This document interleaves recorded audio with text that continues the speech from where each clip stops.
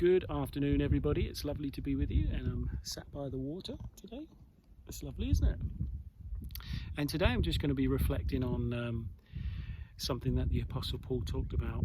And he likened life or discipleship to running a race.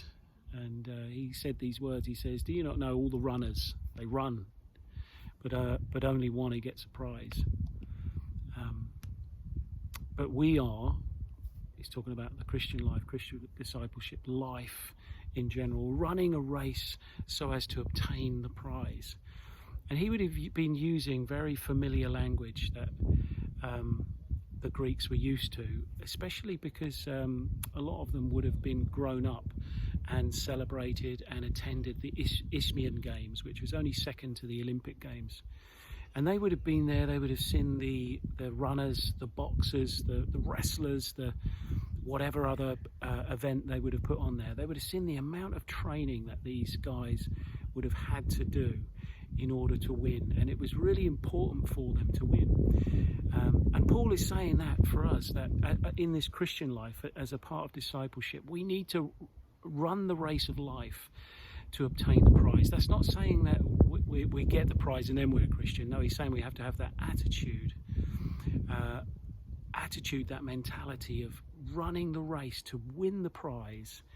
And that's how he talks about beating his body in submission. He doesn't, beat the air, aimlessly, but he knows where his punches are landing.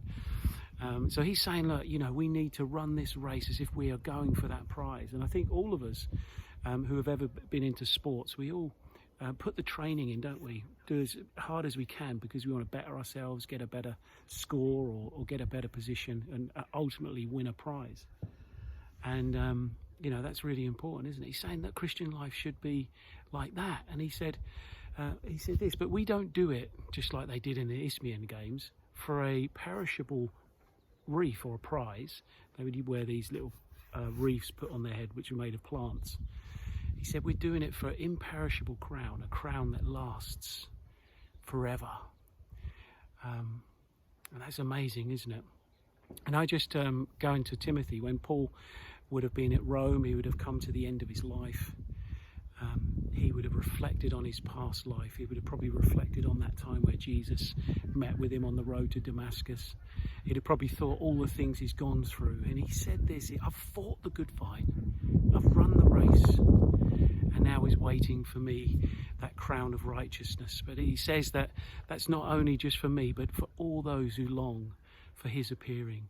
I don't know if you've seen the film Paul the Apostle.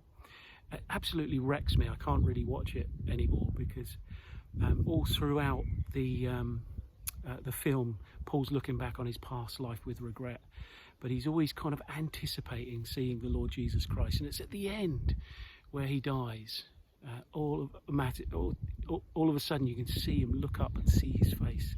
He saw the Lord appearing in the distance, and it's just that capture of that face at the end that just melts me, and it kind of brings me to that place where I'm like, wow, that's the prize, isn't it? Jesus himself. And I want to run this race to win the prize. So when I enter into glory, I'll look up, and even if I could just have a tiny moment like the Apostle Paul did in that film, I think I'm going to be absolutely wrecked when I see Jesus.